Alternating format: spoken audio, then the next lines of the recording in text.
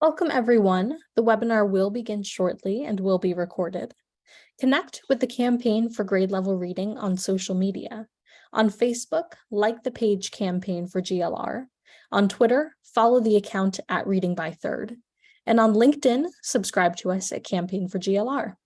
Please use hashtag Learning Tuesdays and tag us to tweet anything you learn from today's webinar, and we'll be sure to retweet. We encourage you to share your questions, reflections, and observations on social media. The webinar will begin shortly. It will be recorded and shared with you afterwards.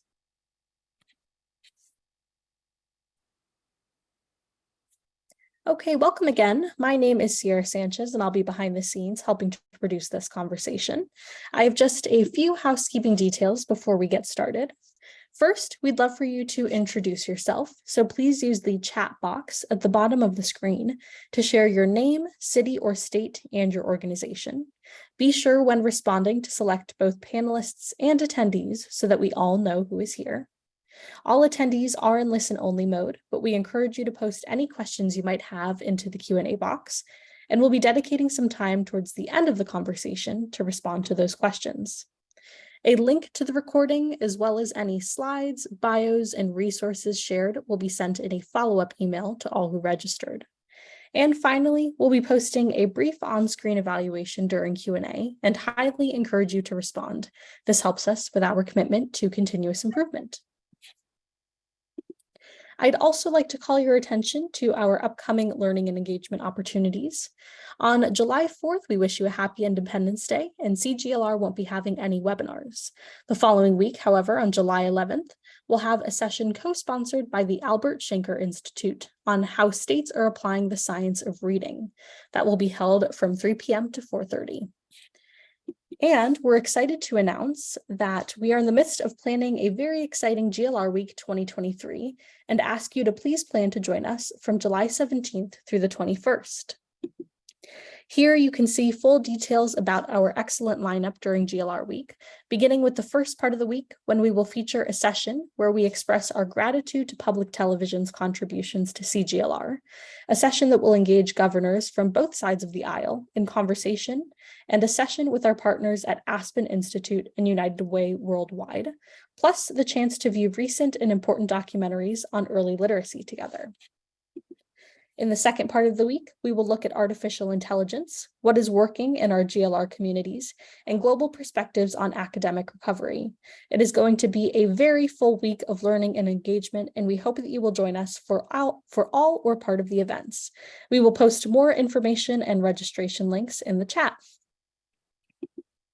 Joining you now is Emily Samos, Senior Consultant with the Campaign for Grade Level Reading. Thank you and enjoy the webinar.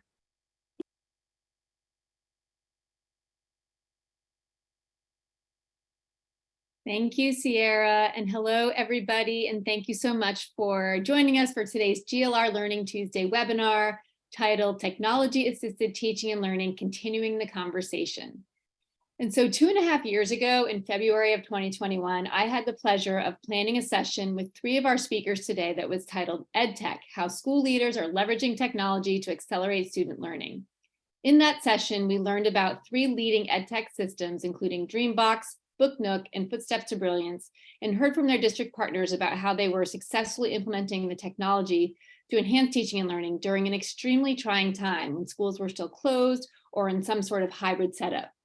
Now, in June of 2023, much time has passed and schools are in a very different state, back in the classroom and doing everything they can to recover what may have been lost during the pandemic while investing ESSER dollars in the strategies that are most effective.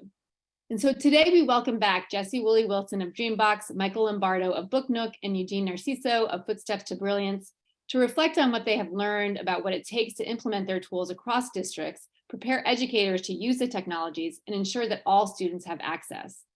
They are joined by their district partners, including leaders from the Coppell Independent School District in Texas, Rocket Ship Public Schools, which is a national network of elementary schools, and San Mateo Foster City School District in California, who will speak firsthand about their successes and challenges, how they have overcome the challenges, what is working on the ground in terms of teacher buy-in and preparation, and student and family access and engagement, and how their investments in technology-enhanced teaching and learning will be sustained in years to come. And we are very lucky to have an engaging moderator to lead us through our discussion, who is also an EdTech expert himself. And so I will briefly introduce our moderator and all of our speakers for today. And please note that full bios are linked in the chat. So our moderator today is Kevin P. Chavis, who joined Stride in January 2017 and currently serves as Senior Advisor to the CEO. I think we can go on to the next slide. He was a member of the board of directors before resigning to take his current position. Previously, he was the founder and chief executive officer of the Chavis Group, an educational consulting firm, and he was a founding board member of the American Federation for Children, or AFC. Our presenters today include Isar Kaur. She is the vice president of program with Rocketship Public Schools, where she guides the ongoing advancement of the instructional model, curriculum design, parent engagement model, and professional learning program. Kaur joined Rocketship in 2013, managing curriculum and assessment development. We also have Mary Kemper, who serves as the executive director of instructional leadership for Coppell Independent School District in Coppell, Texas. She has 20 years of experience in education that spans from middle school and high school classroom teaching to instructional coaching and district leadership. We have Michael Lombardo, who is now chairman of the Book Nook Board of Directors, having founded the company in 2016. Book Nook is an award-winning social enterprise that uses adaptive technologies to support reading skill growth at school, at home, and in the community. Prior to founding Book Nook, Lombardo served as CEO of Reading Partners. We have also Eugene Narciso, who is COO of Footsteps to Brilliance, where he is focused on creating successful systemic educational reform, statewide and district-wide infrastructures to create critical mass with the strongest adoption success rate within the country. Narciso began his career as an English teacher at Los Angeles Unified School District and later became a communications professor at Illinois State University and Mount San Antonio College. We are lucky to have Superintendent Diego Ochoa, who's led the San Mateo Foster City School District in establishing a 5-year strategic plan involving over 70 stakeholders. Along with school board, Superintendent Ochoa debuted new strategies to improve district-wide communication. And he has 23 years of educational experience as a teacher, assistant principal, director, executive director, and superintendent. Lastly, we have Jessie Woolley Wilson, who is president and CEO of Dreambox Learning.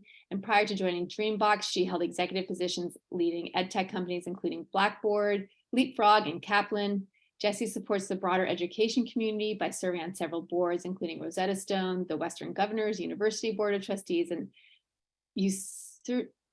Jerusalem Academy. Oh, goodness, can't say that. Okay, well, so now that we have a brief intro to all of our great speakers, I'm very happy to turn it over to Kevin to engage them in a robust conversation. Kevin, I turn it over to you. Well, thank you very much, Emily. I'm very pleased to be with all of you today. This is an exciting time. As Emily said 2 years ago, CGLR put its toes in the water to talk about how school leaders around the country were leveraging the EdTech community to make sure that they accelerated learning and work with kids. And that was during the pandemic. Well, now, 2 years later, post-pandemic, there are a lot of lessons that have been learned. There are a lot of strategies been put in place. And as we all know, not just the EdTech world, but more importantly, the education world as a whole has been turned upside down. And people are wanting to know what works, what doesn't. So we're going to dive into that with the panelists we have with us today, how school leaders have leveraged the EdTech community with these creative partnerships. What tools did they use? What tools work? What tools haven't worked? What are the lessons learned? And so to begin with, I want to turn it to Jessie and Mary, and particularly Jessie. I understand that Dreambox has developed this partnership, and you and your company should be applauded for your work in making sure that children's math abilities are enhanced and they are engaged in wanting to learn math. But talk about the lessons that you have learned, beginning with probably the tools in your toolkit that has helped with the folks that you've been working with. So I'll turn it over to Jessie right now. Thank you, Kevin. You know, as I was listening to your introduction, I realized there are so many things that have changed in our world since this pandemic. And what used to be a nice to have in terms of blended learning has turned into a must have. And despite all that change, some things have not changed at all. Firstly, every child deserves an engaging and effective and personalized learning experience. And we now have tools that can do that at scale. What I love to do is just give you a little introduction about Dreambox's approach to partnership, because that was challenged during the pandemic, and then turn it over to my partner, Mary, who has done amazing things in Koppel. So if you go to the next slide, you'll get a sense of what I'm talking about. What we're trying to do is delight and surprise both the learner and the learning guardian. And so we begin with engagement. We want to make sure that the learning experience in mathematics is immersive and age appropriate for every learner. It has to be relevant for them. But it's all built on a foundation of efficacy. We actually believe the thing that matters most is what works. And while that has been not something that has been focused on for the last 50 years, after the pandemic, are all focused on the solutions that work most for all kids in all learning environments. And we do that through our intelligent adaptive learning platform.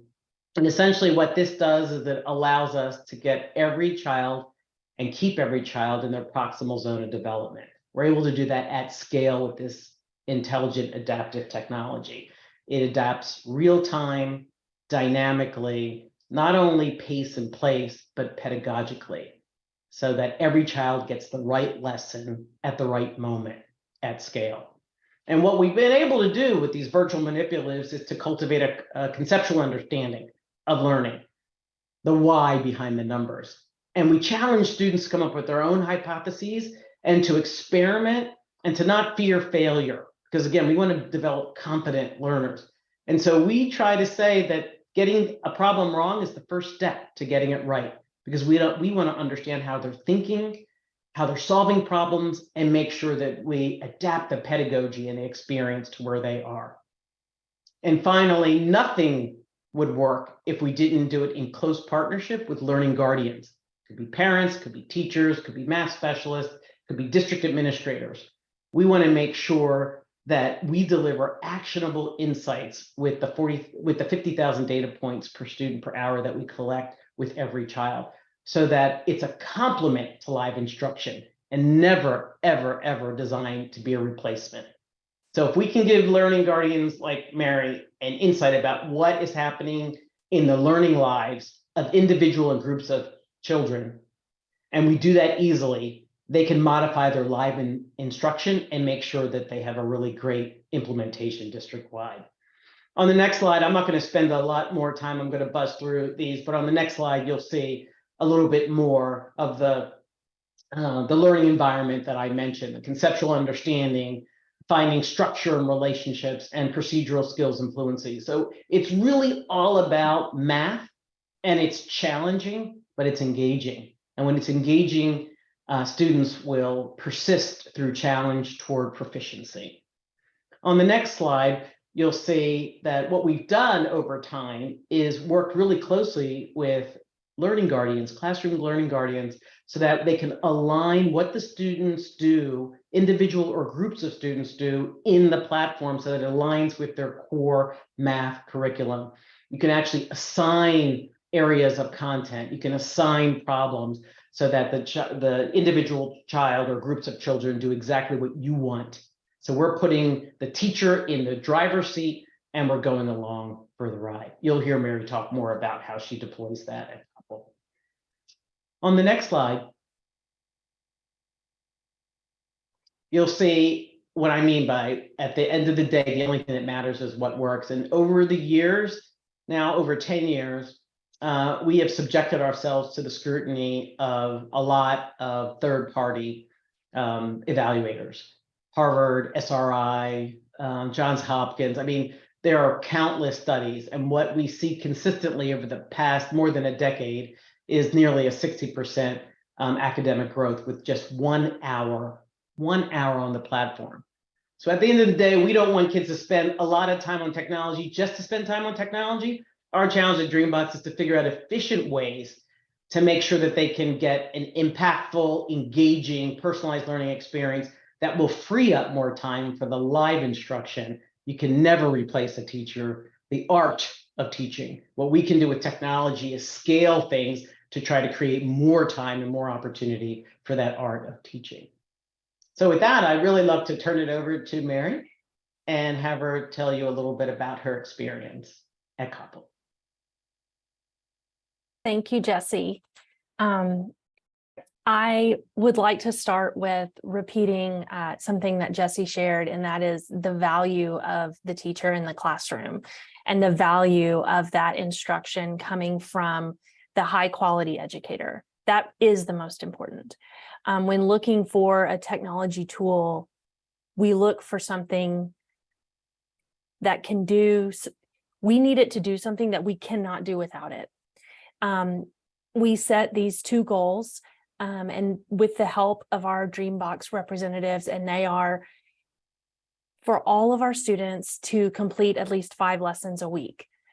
We believe in the product and believe that small but continual access to the math practice and learning is what's going to make the biggest difference.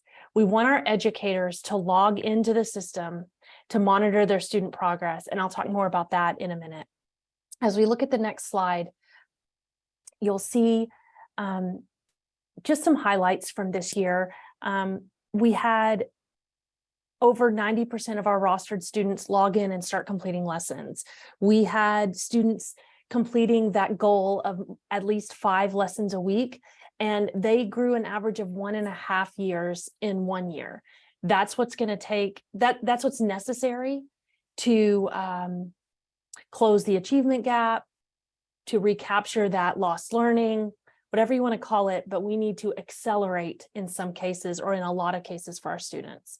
The number of standards that the students understood and mastered was very great. And the percentage of our educators who logged into their dashboard, that's how they give the assignments to the students that I'll talk about momentarily. So if we look at the next slide, you will see some growth. This is the average number of standards that our students gained understanding of. Those students who completed at least 5 lessons a year, that's the bar on the right. And they learned on average 30 standards, 30 different math concepts to 100% proficiency. That's impressive. That's exciting. They may not be grade level standards. They may be standards from a previous grade of a prerequisite standard. And that's really important that they understand so they can build on that. They also may very well be standards from a future grade level because they're ready to extend and enrich. That's just very exciting for us to think about meeting the kids where they are and helping them continue to grow. On to the next slide. Thank you. You'll see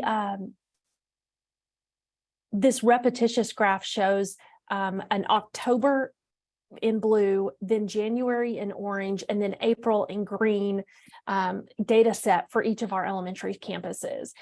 We have 11 elementary schools in our district that serve pre-K5. 4 of them are pre-K5, and the other 7 are K5. You'll see, let's focus on that green bar and the years of growth of our kiddos.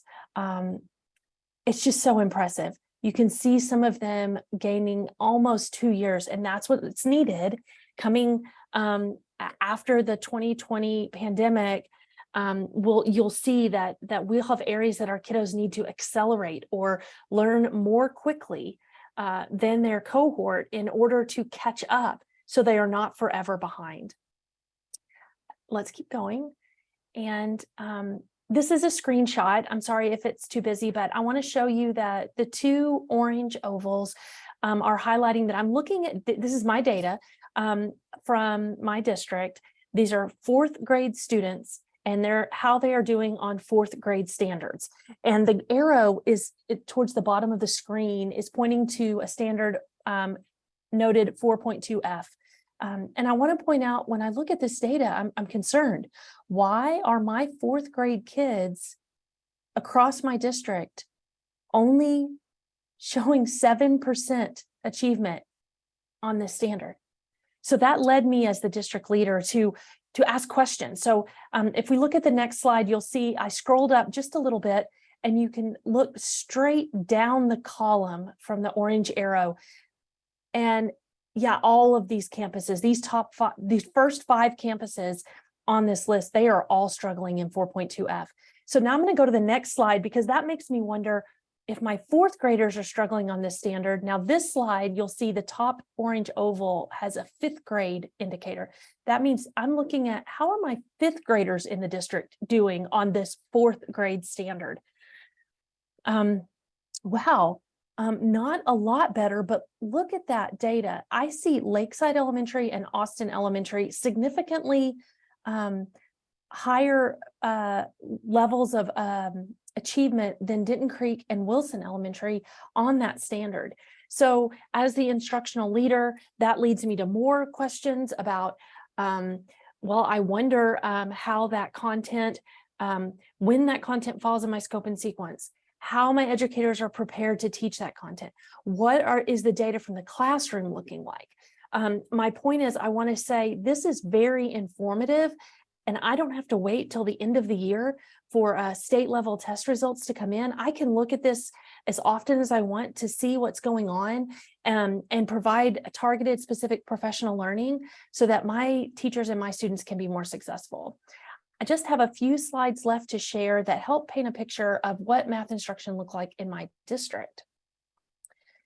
After the pandemic, and we came back in person, we've made a very strong push towards small group instruction. Not small group activities, but the educator at the educator table pulling a small group of learners and teaching them, just like Jesse said, within the zone of proximal development, meeting them where they are and scaffolding them to grade level understanding. That's so important, because that is what's going to help our kids truly build that understanding of math, because where they are might be previous grade level understanding, and that's okay. We're going to build on those prerequisite skills, and we're going to get them all the way to grade level understanding. And we're going to do that in little bites. That's how you eat an elephant, and that's how we're going to do this small group instruction. So on this screen, you'll see an image that I shared at the beginning of the year, and that's to answer the questions. I'm sorry, we go back one slide. What is that teacher doing with the small group in front of them? They're considering the learning goals. They're utilizing pre-assessments. They're teaching all students. So we're not just pulling a group of struggling learners. We're not just pulling a group of kids ready to be enriched. We are pulling all kids in small groups. I'm modeling with high quality tools, that 3D tactile manipulatives. I'm providing actionable feedback, and I'm creating an opportunity for students to reflect on their learning.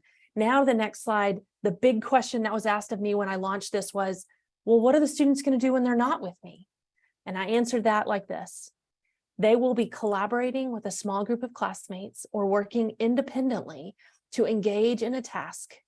They're going to access those high quality materials, physical materials, digital tools, and that's where Dreambox comes in. That's why it's really important for my teachers to get onto their dashboard. That's what it's called when they log into Dreambox as a teacher. They access their dashboard and they can see all their student data. They can give assignments to the students. They can think, you are ready to learn about 4.2F. You are ready to practice 4.2F or this concept or this other standard, and they can assign that so that when that student is not with the teacher, they have targeted specific practice or targeted specific learning experiences to engage in. They are ready to go to that 2D representation of that 3D manipulative, and they are going to go forth and do that math that's appropriate for them. When they're not with me, they're going to practice applying what they've learned. They're going to use language domains of listening, speaking, reading, and writing, and they're going to reflect on that learning. And so all of that said, I will share in the chat a link to this image so that you can see it in its entirety. Right there you go. And I hope that it's helpful, and I hope that my story is helpful about how to utilize these digital tools to be really specific and meet the kiddos where they are and really focus on the value of the educator in the classroom. Wow. Jesse and Mary, super impressive. Mary, I think that we can all learn from you. Take on that elephant in small bites. Very impressive. The data speaks for itself. I want to move now to Michael and Easter. And Michael, talk a little bit about Book Nook. You're one of the founders and still chair of the board, how it works, and specifically how you integrated your efforts with the rocket ship school districts. And Easter, I'd love to know about what considerations rocket ship took into account when even deciding to engage in this partnership. And if it is working, which I understand it is, what are the plans in terms of sustaining the relationship? So I'll turn it over to both Michael and Issa. Yeah, thank you so much, Kevin. It's a delight to be here. And Jesse and Mary, congratulations on putting together a program that clearly was impactful for students. All of us are in the same business right now, trying to provide as much support as we can, both academically and socio-emotionally, to our students. And so it's encouraging to hear about bright spots across the country. So as Kevin referenced, I'm Michael Lombardo. I am the founder and chairman of Book Nook. We are a provider of synchronous learning solutions for K-8 English language arts. We do that both through a program that we offer to district staff, community volunteers, and community-based organizations, as well as providing access to a core of online instructors that can be paired to students for regular intervention. Are we going to pull up the slide deck on Book Nook? There we go. So we work with school districts across 39 states and are one of the largest providers of synchronous instruction support in English language arts.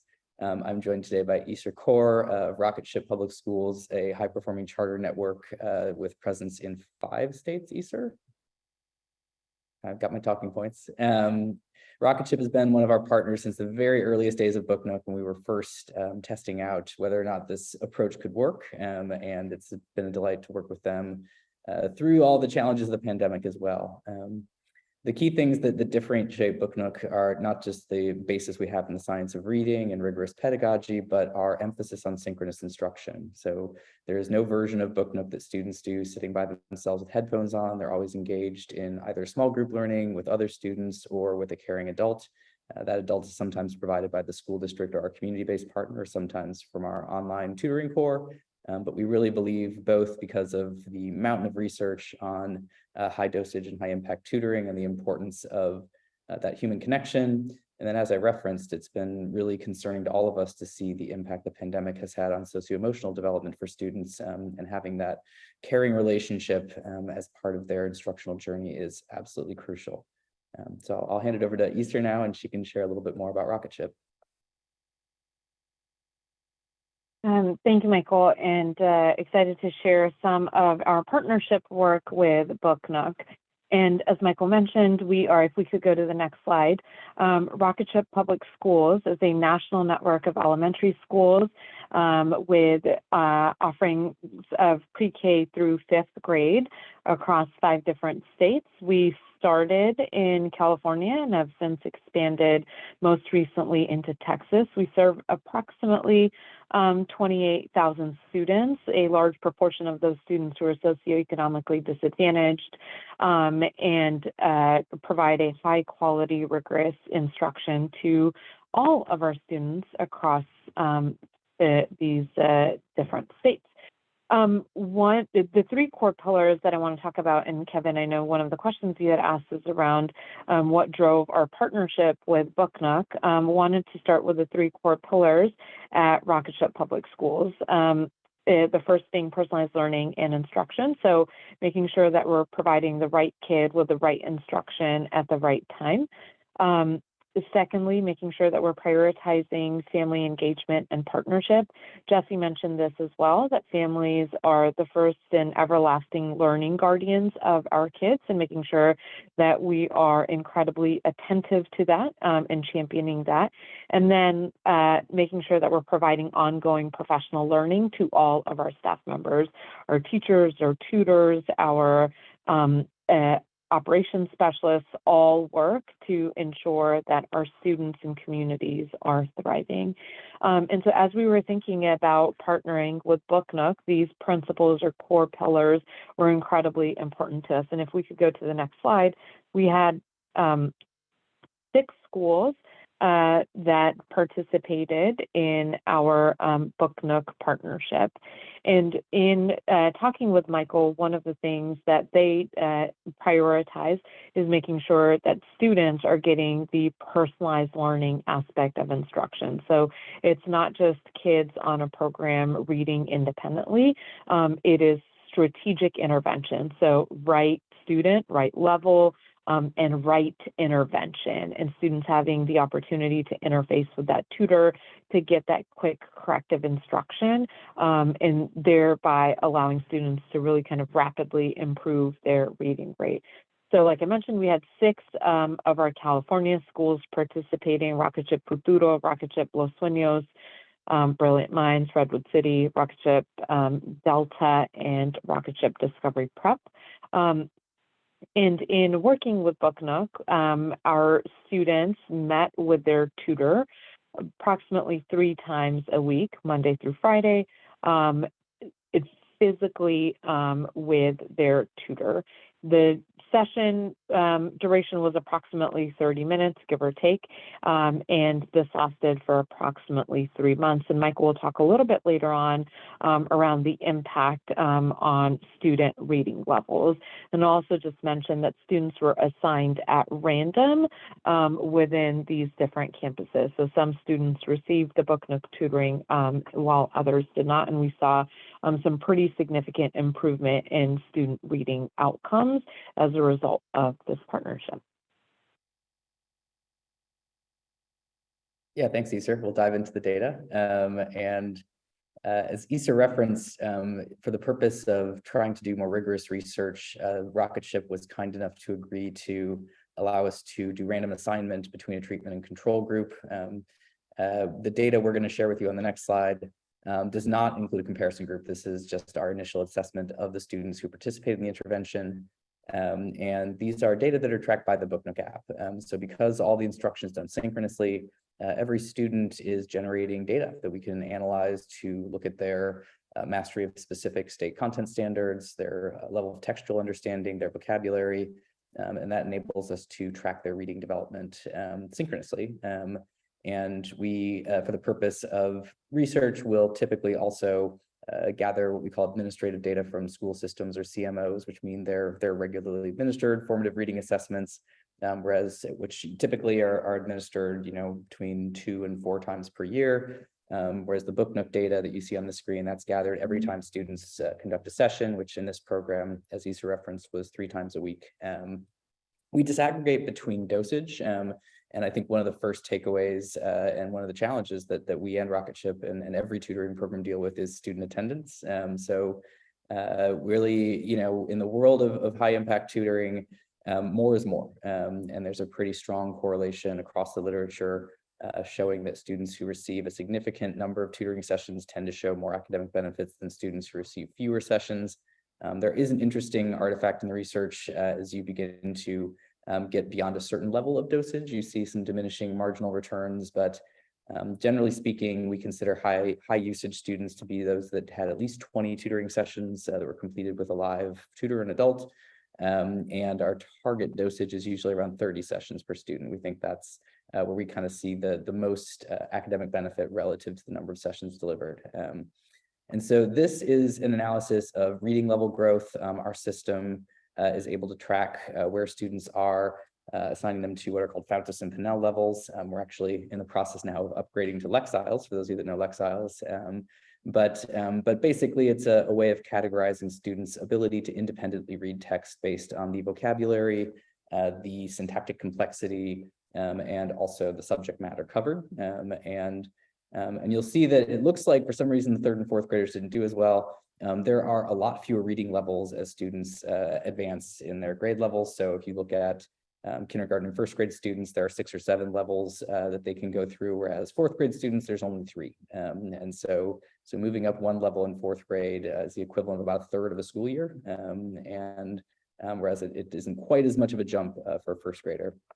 What you'll see is what you'd expect based on the literature, which is we were able to show significant levels of reading skill growth for all the high usage students. And even the medium usage students all showed about 1 reading level growth, which given the instructional period from January to March, this was all delivered over basically a 3-month period, is still significant. And if you go to the next stage slide, we also translated that to grade level equivalency, meaning sort of where students were when they started and where they were when they finished.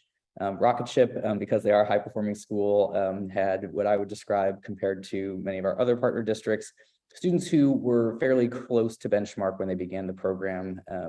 Because of the randomization that we did, students were essentially assigned to possibly participate in the Book Nook program based on a cut score from Rocket Ship's formative reading assessments. So there was a sort of band that all of the students fell on that generally speaking meant that they were at or about a year below benchmark. What we can see again is, and this is looking at all students that were in the medium and high usage category, those students showed significant growth. And by the end of the participation in the program, with the exception of our first graders and fourth graders, we're pretty much at benchmark and kind of where we wanted to see them.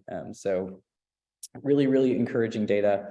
And as I referenced, because we did random assignment at the beginning of the program, we've now handed these data over to an organization called Learn Platform that's conducting randomized control trial.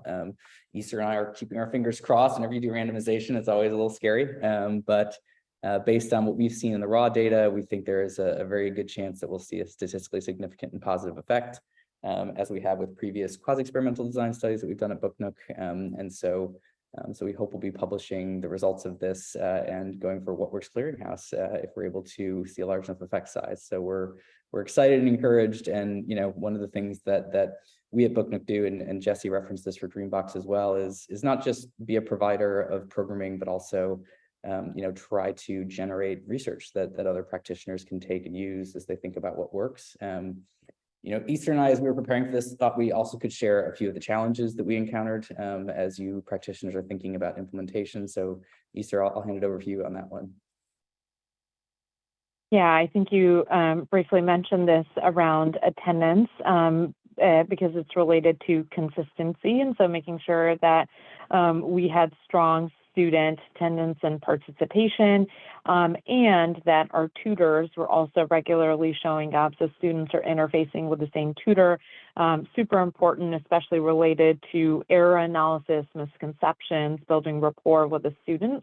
And so those were some of the early challenges that we encountered, and really thought partnered with Michael and the team at Book Nook to make sure that we could solve for some of those challenges.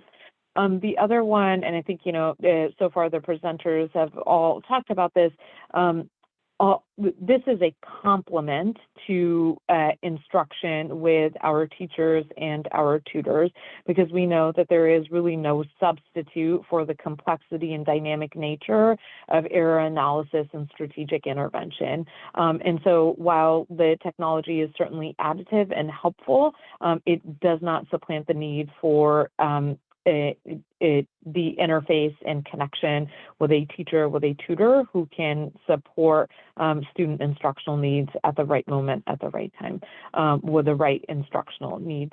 So those are two of some of our big lessons learned. And then, of course, making sure that we have high quality materials. And so students are reading the right decodable. Michael, you talked a little bit about text complexity and making sure that our students are making meaning, they're code breakers, meaning makers, text critics along the way, and that we're really thinking about Scarborough's reading rope as folks are thinking about the science of reading, and making sure that we are building the foundations of reading, both by leveraging the technological aspects of it, but also making sure that our teachers and tutors are equipped, again, with the art and science of teaching and providing that corrective instruction to students.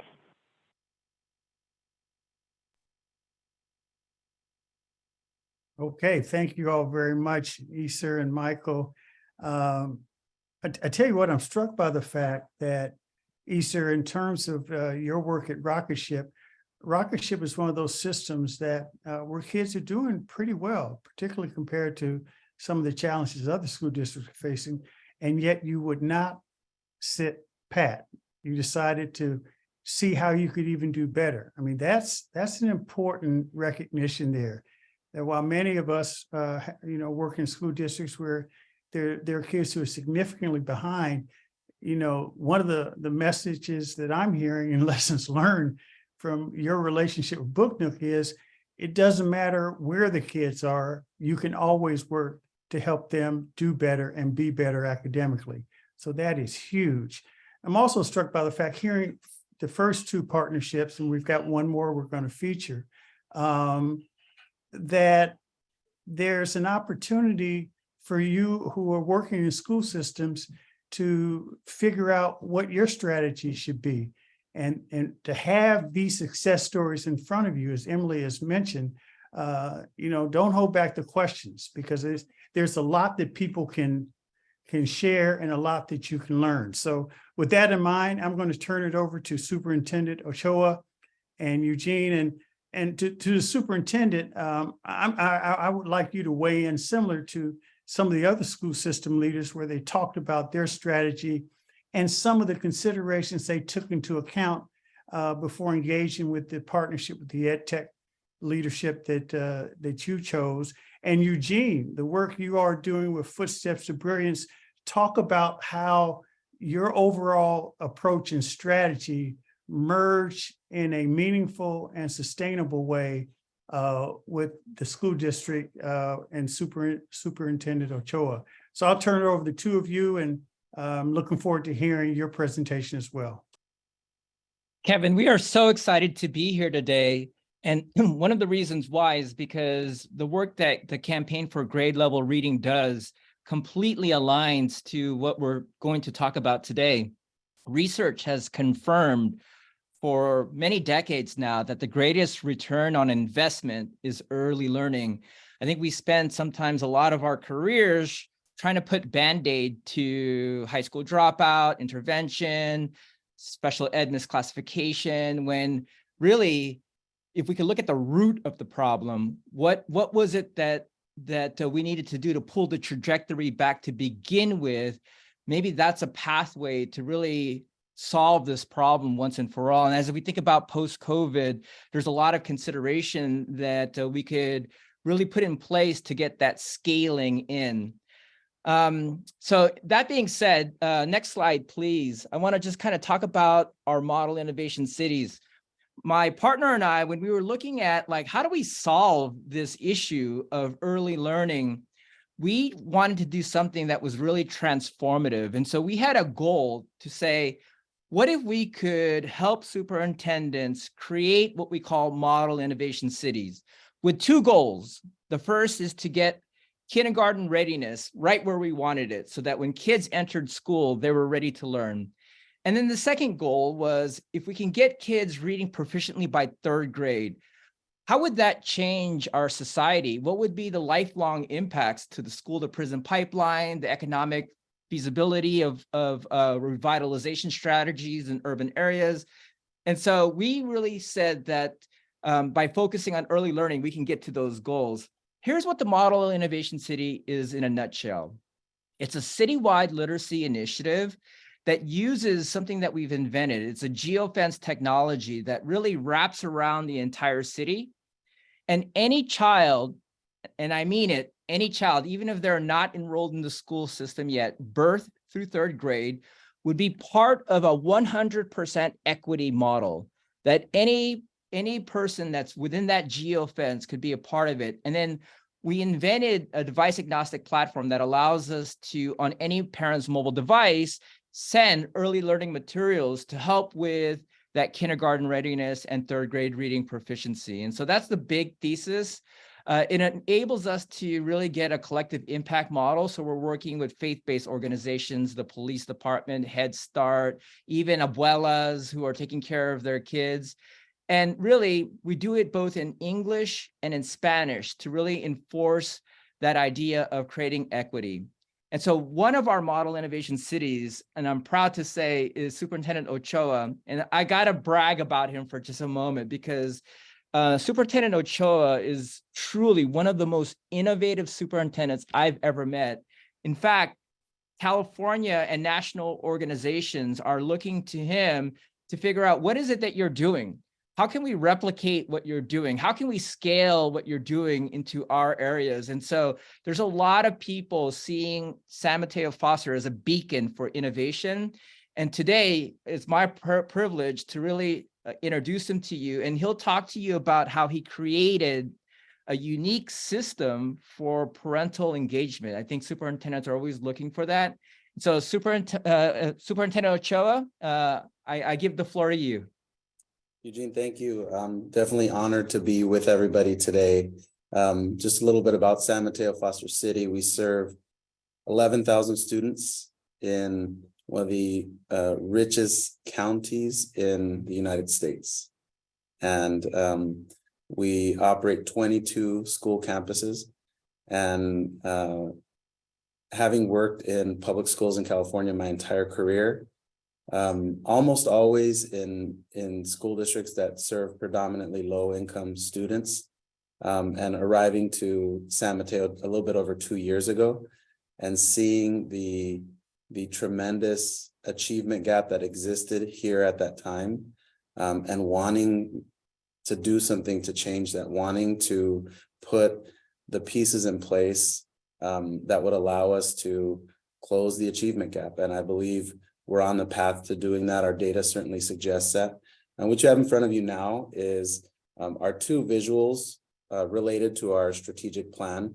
We put in 10 months of work to adopt a strategic plan that identifies ensuring academic achievement and specifically names closing the achievement gap. And what I like about it is we call out pre-K through 8th grade, not kinder, not 3rd grade, not only looking at those state test scores, but really going to the very initial experience children have in our school system. And then obviously having an equity goal listed in there with the #1 building block, check that out up at the top, up in the light blue, family and community engagement. And that's what we're going to talk about here. If you can get to our next slide. We have an approach that we use in San Mateo Foster City School District that relies on a new position that we created called Community Services Specialists. These are classified employees who have the essential role, if you can get to the next slide, who have the essential role of being the glue between the school district and the families in the San Mateo Foster City School District. The Footsteps of Brilliance program is an absolutely innovative, highly effective, bilingual in English and Spanish, free reading program that we have utilized to great success. And at the same time, if I give that program to 2 families and one family uses the program, they're going to see that child make growth, really substantial academic growth. And they could be next door neighbors to another family that isn't using the program at home. And that child is being denied the opportunity to grow in that way. So what we do with our community services specialists is we hire culturally responsive, bilingual, local, many times they already work for us in other roles. And we provide each one of them with the tools and technology that they need to communicate with families. You could think of them as our 5, as we have 5 district-wide specialists. You could think of them as our 5, they're like the town criers for Footsteps of Brilliance. They know the program. They can teach anybody to use the program, including other educators or parents. They can troubleshoot every aspect of what a family might have a hard time with at home. When the device is not working, when the Wi-Fi is not working, anything having to do with access, because one of the most powerful components of Footsteps of Brilliance is my ability as a superintendent to pull a report every day if I want that tells me who is using the program, for how many minutes they're using the program, what components of the program they're using, how much stamina they have in the program, and then what their comprehension is at the end of the use of the program. So I think you can tell I'm a bit of a data nerd. So that data is an incredibly powerful tool. So we will pull reports of kids who are going into the program and jumping out after 5 minutes. So, the child tells mom, look, I went into the program, and 5 minutes later they jumped out and they're on YouTube or they're doing something they're not supposed to do. We want our kids to play with the program at home 15 to 20 minutes every day to build reading behaviors, to build reading stamina. So we'll pull reports of kids who log in and log out, and our community services specialists will pick up the phone and have conversations with families on that specific issue. With the program, I can pull data that tells me who goes into the program and only plays the games and is not reading the books that accompany the games. That's a different phone call. Your child's in the program for 20 minutes. Let me tell you how to accelerate growth in the program by, one of the components that's really amazing about the program is after kids read a book and play the associated games, they can write a book. And I, as the superintendent, can go in and see what they wrote and show that to the parent. So that the program has some very, very powerful tools. And we have created a system in these community services specialists and the tools that they have. Each is assigned a district cell phone, so they can get into WhatsApp. They can text families this work cell phone number. They can do video calls with them. They can just call them on the phone. We give each a budget. They can pay for Uber rides to our district office. They can get in a vehicle themselves and go make visits in the home. Because for us, the bottom line is that there are no excuses. We want all of these students to be in the program and work through the program. So let me share with you what our summer strategy was to bring it to sort of wrap around the whole year. We've implemented a new science of reading instructional model in our district, trained 350 teachers, kinder through third grade, in using Orton-Gillingham-based models. We bought new curriculum to facilitate that. Footsteps has been almost like a beacon for us the whole way to lead us towards that type of instructional model. And at the same time, we've seen humongous growth from 48% of kindergartners reading at grade level at the end of kinder 2 years ago to this year, 86%. On this chart, you can see the dramatic growth and use of the Footsteps of Brilliance program. Those two things run side to side. When our students use the program effectively, we see growth that pairs with it. So what do I do about the 14% of kids who are not at grade level? Well, we have a very simple assessment system in our district. We test you in reading in August, January, and May, 3 times. We pull the data for every child who wasn't reading in August, wasn't reading in January, and wasn't reading in May, according to our very simple single word and single syllable sound relationship test. And what we do is we pair that to the Footsteps to Brilliance data. So we merge those two data fields. So if you're not reading in school and you're not reading at home, this summer, we set up through our community services specialists, a come to our living room model where we brought the families and students who were in this very small cohort, not reading according to our internal assessments in school and not using Footsteps of Brilliance as we had prescribed for them to do.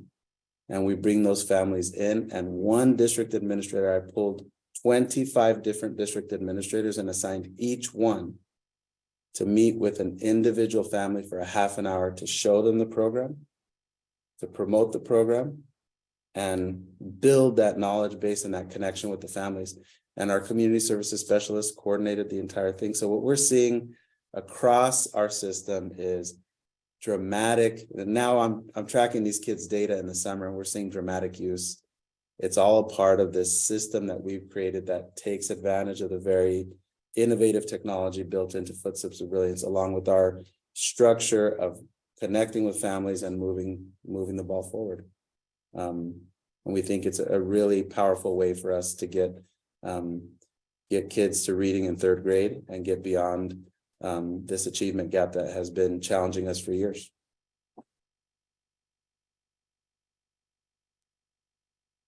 All right, gentlemen, thank you so much. I continue to be impressed, and I thank each of the panelists and the partnerships that you are engaged in for the work you're doing. We do want to hear from the audience, but I have a couple of drill down questions that I'd like to ask and just sort of open it up first to the school system leaders. One thing I was struck by Superintendent Ochoa, he talked about community buy-in. And by community, that clearly means not just the immediate school community, the parents and the teachers, but all the supporting community members that work with the school.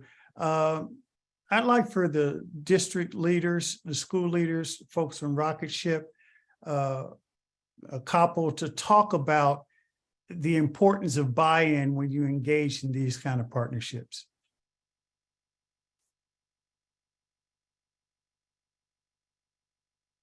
Maybe Mary? Absolutely.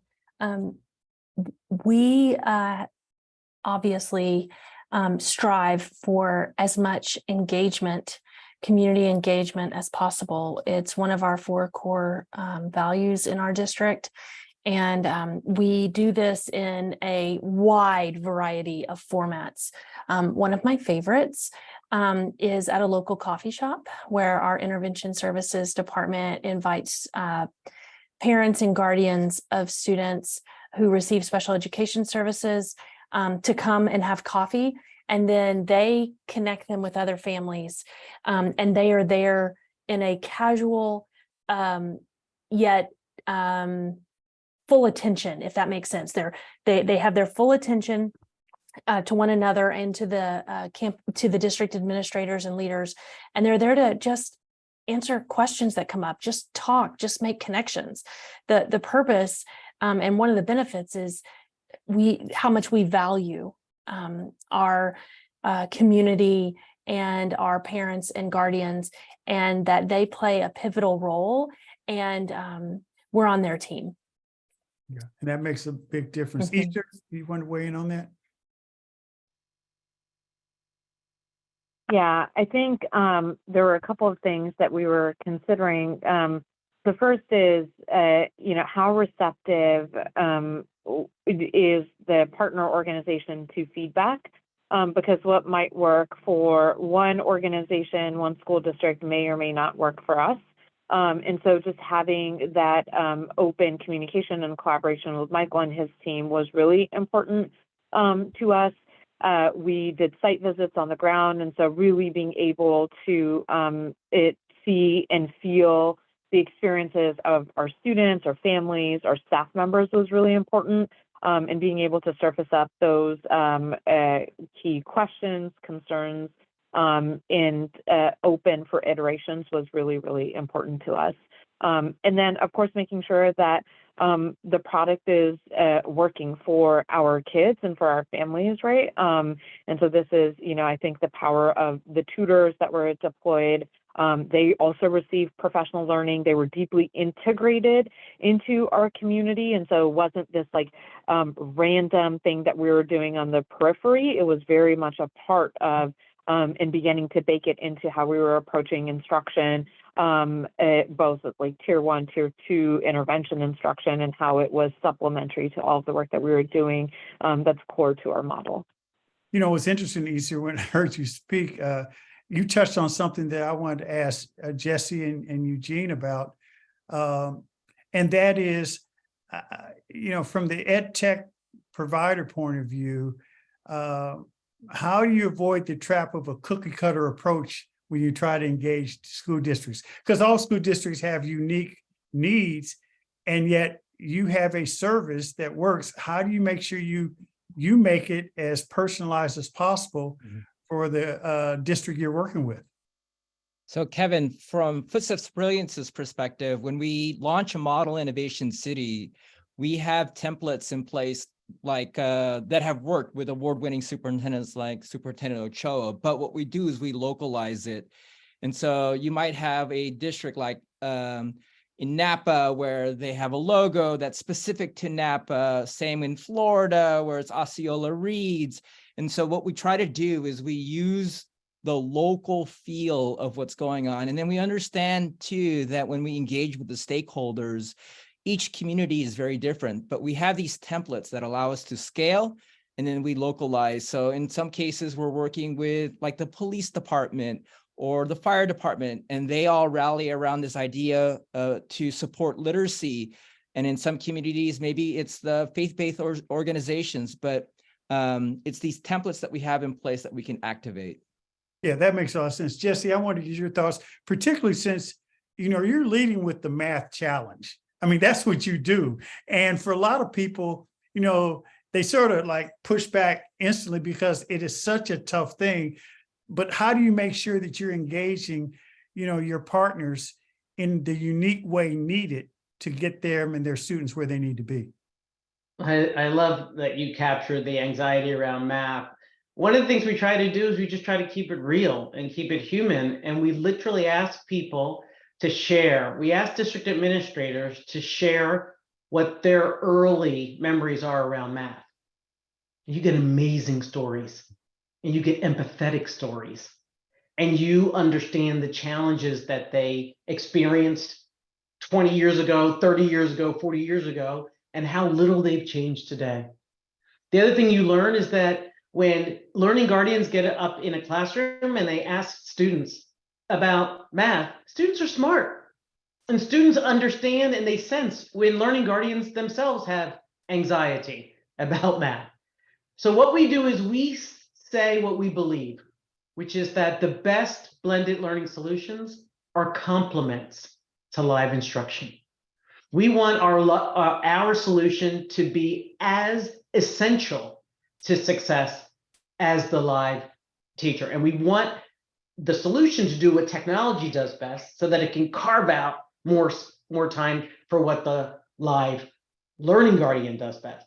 And so what that requires is for us to listen.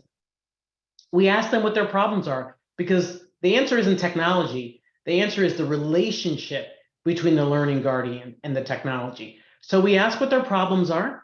We ask where they've seen some success, and then we try to meet them where they are. So while our technology is intelligently adaptive, we try to make our partnership with districts intelligently adaptive as well. Yeah, that makes a whole lot of sense. Superintendent Ochoa, I'm a big believer in the fact that one of the solutions to some of the challenges we have in education really comes down to making sure we not only engage students, but frankly, we engage teachers, meet them where they are, give them better and more up-to-date, innovative, creative professional development. When you engage on a partnership similar to what you engaged with Eugene and his folks, it does require teachers to do things a little differently, do a little bit more. So talk about this idea of how we make sure that the professional development mirrors whatever the innovative relationship you may have with these EdTech leaders, and that you do what you can to avoid the disconnect. Because if you have that, it doesn't matter how, noble your efforts are. If you don't have folks, on the ground with you, supporting you and believing in the training, talk about that. Well, I think what you choose to bring into your district needs to really fit and make sense with where your district's heading. Teachers are always going to ask, how does this impact my practice with my students? And what will be the benefit for my students to do this? Our choice to partner with Footsteps has a lot to do with the fundamental simplicity of getting a child excited about reading, and how the adult can have so many tools at their disposal to route the child to the right component of the program, how to celebrate the child when they do well with the program. And our partnership with Footsteps includes some very significant yearly hours with Footsteps staff who partner with our district staff in providing webinars and professional development for all of our teachers. And what we've seen is it just catch fire inside of our classrooms We encourage a once a week time frame where the teachers are able to utilize the program and build it into their literacy centers and their choice activities in our district. And then when we open up activities like summer school, right now we have about 1,000 out of our 1,100 kids in summer school, and we're using Footsteps of Brilliance as part of our instructional program. And so it's just validating and embedding the program. The training for us has to be from the perspective of an educator, from a classroom teacher. And I think it really creates that bond with the program. And then the last component is to just challenge our own biases about families who have fewer economic resources, because there are many in our profession who believe that lower income families won't have time or don't value it or simply aren't going to do it, don't care enough. And we don't believe that. We know that that's not true. So we go into our training with a very strong ability to voice that our families will do this. We just have to work with them through the process, and the results speak for themselves. You know, education equity has been front and center even before COVID. COVID's made it more pronounced. Michael, talk about how we can encourage, and even through the initiatives that you're engaged in, equity and making sure that we don't leave children behind. And while I want you to answer that, I want others to weigh in as well, because this is a huge, huge issue when you're talking about trying to close learning gaps, accelerate the learning opportunities for children. And even when you're talking about some of these creative partnerships, some kids may not have the benefit of that. What can we all do? What do you do, and what can we all do to make sure that equity remains front and center? Yeah, I'm so glad you raised that, Kevin. And I think it goes without saying that students had very different pandemic experiences based on what they look like and where they live. And unfortunately, the students who are already the most vulnerable and already the most disenfranchised are also the ones who are most affected by the learning loss effects of the pandemic. And so there's absolutely a need to be really thinking holistically about how we reach those students and then how we support them in equitable ways. And so one of the things that we really try to focus on at Book Nook is working with school district partners that have sophisticated systems, as Rocketship does, to understand kind of each individual student's achievement and their needs, and making sure that rather than saying we're going to tutor every single student, we instead say, okay, tutoring is a fairly intensive and therefore fairly expensive intervention. We're going to be thoughtful about which students we target using our formative data, and we're going to make sure that those who have the greatest need get the most support. And that's a really holistic approach to kind of thinking about what individual students need. I think also then when you recognize that you're working with communities of students who are people of color and who have different languages spoken at home than English, that the program itself is thoughtfully designed to be able to reach them. So at Book Nook, we provide a Spanish language scaffolding around all of our programming so that students can access content in their home language. We make sure that all of our communications to parents and families and caregivers are in multiple languages as well. And we curate a library of authentic texts to make sure that students can see themselves in and relate to the books they're reading, so that, as Easter said earlier, the experience of learning to read isn't just about breaking down, sort of individual phonics and digraphs. It's about how students connect with text and think critically about text, and so making sure those texts are engaging and culturally relevant to those students is absolutely crucial too. The last thing I'll say is kind of the who of teaching matters as well.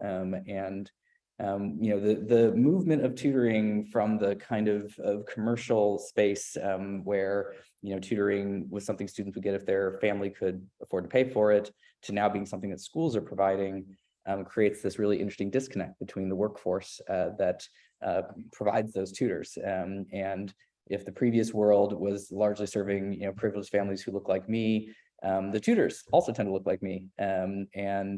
Whereas what we've really tried to do at Book Nook is, have a community of tutors that reflects the diversity of the communities that we serve. And we're really proud that 40% of all of our tutors are people of color.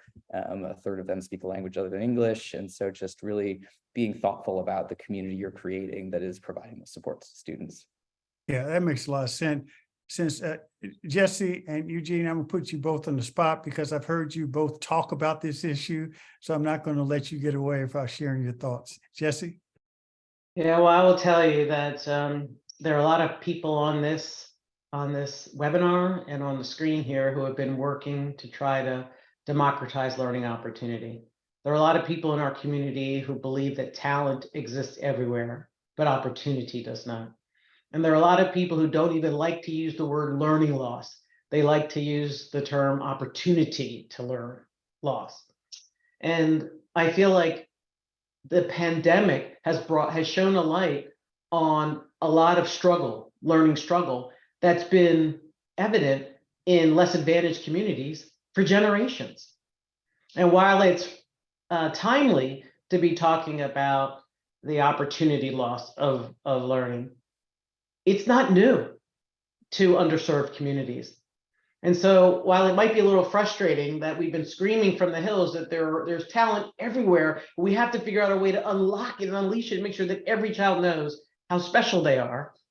And it's frustrating to see so much energy around it now. Maybe we have to take advantage of this.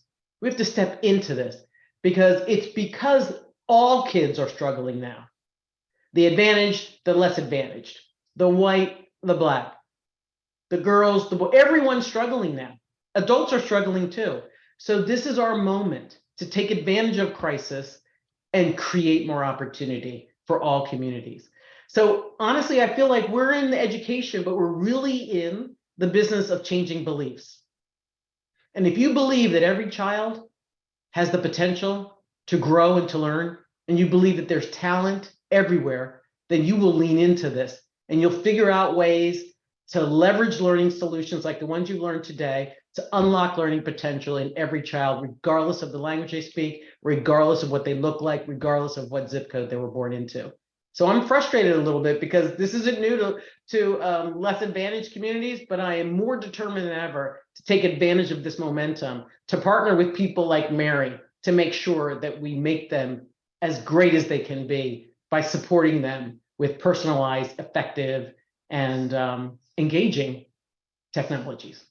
Well, and I can tell one of you, Jesse, real quickly that the mere fact that you've dedicated your career to take on that math lion, as I mentioned earlier, which is one of those things where kids who come from challenged communities have notoriously not been able to get the support they needed. I mean, I think that speaks volumes. So that just find like it doesn't even matter what the parent in the home, what their learning level is, if they can support the child's efforts. Absolutely.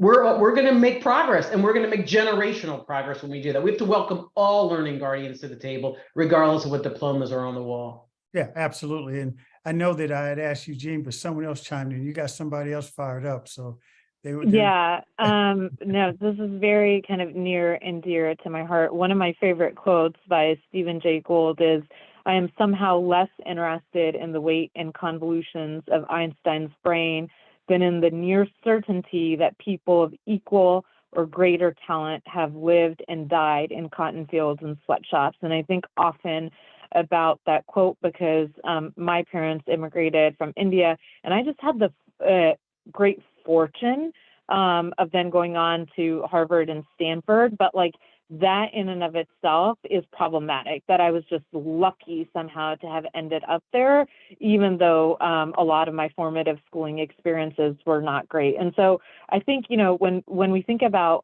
how we've approached instruction and education at Rocket Ship Public Schools, one of the things that we really value and center is family engagement, parent partnership. All of our teachers do a home visit with every one of our families, deeply seek to understand and align on learning outcomes and goals with families. And we ensure that we've got opportunities with our families for parent partnership hours, and level the playing field where oftentimes schools and institutions of learning have been reserved for certain groups of people, really making sure that our families feel like they have equitable access, information, and we are democratizing access to these places. I think the other thing around equity and learning is also centered around making sure that our students are engaging in cognitive struggle. And Zaretta Hammond speaks often about this, ensuring that students are engaging in productive struggle in their zone of proximal development. And I think, this goes to the earlier question around professional learning. It's incumbent upon us to make sure that as we're partnering with folks in the EdTech space, that we're really thinking about what does professional learning for all adults mean in the space. So I'll give an example, right? Like when we're partnering with Book Nook and we're thinking about skills instruction for our students in phonics, we're really kind of thinking about like what it means to be a code breaker, right? Like how do you think about words, recognizing different sound symbol correspondence, how you're putting it all together, and then what does that mean for how teachers and tutors are instructing you, right? So like think about the letter S and letter Z. We talk about them as sister sounds, how your vocal cords vibrate when you're talking about, or when you're saying the letter Z. They don't vibrate when you say the letter S. And that level of explicit instruction is the same level of instruction and understanding that our tutors need to have, right? Whether they're coming from Book Nook or Footsteps to Brilliance, right? Like whatever it is, our kids need that same language and access so that we're rapidly improving instructional outcomes for them. Because if I'm saying, letter S, letter Z, they're sister sounds, here's how we interpret them as you're reading. And then somebody else says, well, use fishy lips to read through the word. First of all, what does that even mean? But like, that's confusing to a child, right? And so it's incumbent upon us as educators to make sure that we are deeply investing in our professional learning and are experts in the things that we are teaching our kids, and we're simplifying the playing field for them and making it easier for them to break the code, if you will, so that they can read on grade level within a year to 2 years. Thanks so much, Eugene. Kevin, I'll answer your question about equity real fast because it's really near and dear to my heart. It was really in our founding principles. When my co-founder and I started Footsteps to Brilliance, we wanted to do something that has never been done before. And so when I say that we have a geo fence, we license the entire community birth through third grade. And so that means 100% equity. If you are enrolled in Superintendent Ochoa's school district, you have Footsteps to Brilliance. If you're not enrolled in his school district, but in the community, you have Footsteps to Brilliance. And so it's really this idea governed by the research of Hart and Risley that kids who, even before they enter kindergarten, from homes that are historically underserved, they might not have the same books or vocabulary that they might have in counterpart homes. And so they come to school with a 30 million word gap. We have to stop that and really create a world of equity where these kids, prior to them entering pre-K or kindergarten, already have the skills possible. And one last thing, in terms of student achievement, I also think of equity as an accelerated pathway. So when we look at our students, it's not enough to get them to MET standards. We got to get them to that accelerated, exceeded, because things like summer slide continue to persist, et cetera. And so for us, it's pulling the trajectory back and considering the start to be at birth. And then really from there, building a new future where we really say equity means equity. And again, our founding principle said that license means the entire community. Well, thank you very much. I don't know if, Emily, we have any questions from the audience. And we do, and I'll just say, so unfortunately, Superintendent Ochoa, he's at school at a school or school district in the summer, and they all of a sudden decided to turn the power off, so he had to log off a little early. But we're so grateful that he was with us earlier. We do have a couple questions, and one I think is really interesting, and I'm just going to mention everybody, we did post our survey. The Campaign for Grade Level Reading takes your feedback very, very seriously. So please take a minute while you're listening, continuing to listen, to complete our survey, our poll. So one question is really about the cost. And so I think Superintendent Ochoa gave a quick response in the chat, but the question is like, how do you pay for this? What's the per student cost for San Mateo, for Rocketship, for these great successes that you've achieved? And this is from Srinivas, who asked this question. So Easter or Mary, or actually they were asking about San Mateo, but Mary, you can weigh in. Yeah, I can jump in too. We were actually lucky with Rocketship in that we wrote a philanthropic grant to subsidize some of the cost. There are a lot of great ways that school systems can get creative to find resources to make these programs happen for kids. Live tutoring programs are expensive, as I referenced. That's why, thinking about how you create equitable access is really important. You can see, and tutoring is complex because there are, questions of dosage and kind of how long the programs run. And so you can have tutoring programs that cost, in the kind of $50 per student range, as much as then you get programs that are north of $1,000 a student. When I was at Reading Partners, we did a randomized control trial with MDRC where we tried to assess the full cost of a volunteer tutoring program, which included, the cost of the volunteer, like getting to the school, and that put the cost at almost $2,500 a student. These can be expensive interventions, but if you're thinking about it equitably and holistically in terms of how you provide access, as well as availing yourself of resources beyond the school, you can make that work. And we were able to tutor 1,000 students, within Rocketship's network, and we're really proud of that. Amazing. I just want to add to what Easter said, like the value of the educator having the highest quality professional learning, that's where the rubber meets the road. Like when I want my child to go in a classroom where the teacher shuts the door, and that teacher knows not only that grade level understanding, but the prerequisite skill, the enrichment and extension, how to meet the needs when something comes up. And if you now make that switch over to, I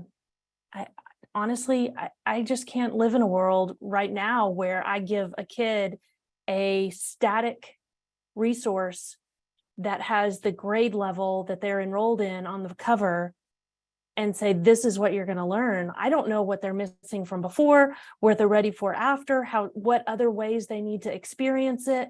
And it's tough to say the price tag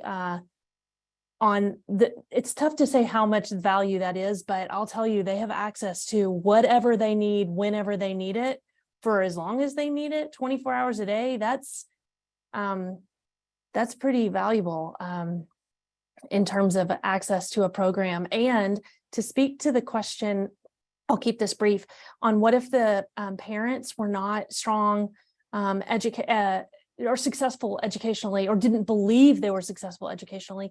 I'm very proud our district for many, many years at the K-5 level have had learner-led conferences. So instead of a parent-teacher conference, the kids come with their parent or guardian, and the child is ready to tell their learning story. They've prepped to utilize their digital portfolio, utilizing the materials that they have created in the classroom to tell their story to their parents of what they're learning, what they're doing in school. And that really helps bridge that home to school gap. I wanted to just add something, if I might here. We began this conversation talking about how we've all had to adapt in the wake of the pandemic.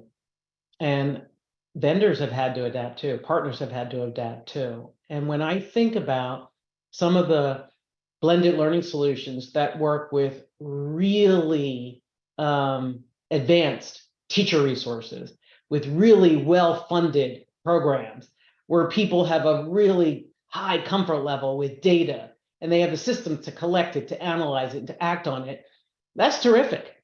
Our challenge collectively is to find ways to make sure that learning communities that don't have the best teachers, that don't have the best data collection, that don't have the best analytics can still thrive. Because as AI creeps into our world, which it inevitably will, it already has, we're gonna feel a tension between the haves and the have-nots, and it's going to get bigger and bigger and bigger if we just lean toward the people who have the best teachers with the best resources in the most well-funded environment, and we lose sight of those that don't. Our challenge as partners is to make sure that what we do is accessible to people in rural communities, in poor communities. You know, the last mile matters because the last mile is going to feel a lot further away 5 years from now. And it's not going to be 10, it's going to be 3 to 5 years from now than it does right now. So that weighs very heavily on me, because the reason why I left my previous career to get into this career is to support people like Mary. And we have to make sure that where people like Mary exist, great. Every child is blessed, but not every child, especially brown and black kids, do not have access to Mary Kempers. And we've got to figure out as a community of blended learning solution providers what we're going to do to close that gap for our collective benefit. Not just, it's not a favor to the kids, it's for self-preservation and the preservation of, I would say, our liberal democracy. Yeah, and it's also the right thing to do. You know, during the holidays, I'll end with this. I know we're going a little long, but Still have 6 through the minutes. holidays, it's been fashionable to have this one word sort of thing you hang on your wall, believe. And I think that the most important thing that we all can do if we are in and around children in schools, or if we provide access to children in their learning environment, is make sure that each and every person who has access to these kids absolutely, unequivocally believes that all of them can learn. Because unfortunately, in too many learning environments, there are some who don't believe. And I think what you're talking about, Jesse, and what you are embodying your respective work with your respective work is that belief system that I think we can't have that be lessened at this time with all the challenges that Jesse and others have talked about. It needs to be increased on steroids. So not only do we need to have the sheer belief quotient internally that all kids can learn, we have to believe it more than ever before. And I think that's really what you are doing. And I commend you for your partnerships and your commitment to the kids you're serving. So one quick question, which I love because I love public libraries, but this is a question from Mika. So for Michael, Jesse, and Eugene, are you working with public libraries on early literacy? How does that fit in? I mean, obviously, if you're talking about the innovative, community, and some of you have mentioned this already, but just tell us a little bit about how public libraries are part of your work with the school districts and part of your work in the communities. So Emily, yes, public libraries, they're a central part of our system. So we have these collaboratives, and it's a collaborative system. They're a part of it too. They get trained, and we run summer contests, winter contests. The librarians are a big advocate for the work. When you look at our communities, they're the first ones to ask questions like, what is this going to be? But then when they understand the goal, they're our biggest advocates, because they understand that in the model innovation city, we all have to support literacy as a literacy army. And that's what collective impact really gets. Literacy army, love it. Any other thoughts? I would just add what I said about tutoring, which is more. So I think the more community institutions that we're bringing to the table to work with students, Book Nook, we work with city governments, healthcare providers, community-based organizations, after-school programs.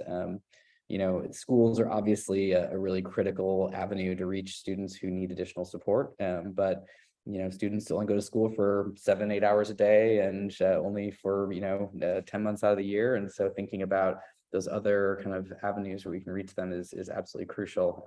And oftentimes they are ready and willing partners. They just need to be asked. And so that can be a great channel to have more impact. The only thing I'll add here is that Dreambox started off as a B2C for parents, really. And we found out that most of the parents who were using it were very affluent and privileged. And so we changed our business model and went to schools to make sure that affordability wasn't the reason why kids and teachers would have access to the intelligent adaptive platform we built. But we didn't close down the B2C portion of it. So you can still get it for use in libraries or in Boys and Girls Center or wherever, to try to advance that. So the institutional business really supports the B2C business at Dreambox. You, Jesse, do you mind just saying what B2C is to make sure everyone knows? All right, it's to consumer, consumer-oriented versus a business to consumer. Yeah. Got it. Versus the to the institution or to Right, the of course. districts and buildings. Yeah. Yes, thank you. Any other last thoughts? I mean, I'm just ready to say thank you to all of you. Kevin, you're an amazing moderator. We're so lucky to have you. Jesse, Michael, Mary, Eugene, Easter, and then we lost Superintendent Ochoa, but thank you everybody for your wise words. And you did mention AI, and I'm going to post in the chat again. We do have a session coming up in GLR week, focus on AI. So hopefully you'll be able to join us again. And I think that's in there. Yeah. So if you look at our link about GLR week, you'll see that we've got a session focused on AI, artificial intelligence, and what it means for education. So thank you to everybody. This has been a very enlightening conversation, and hopefully the rest of you, we thank all of you for joining us and that you got some good stuff out of this as well. And hopefully we'll see you again in a future session. So thank you, everybody. Have a good evening. Thank you. Bye all.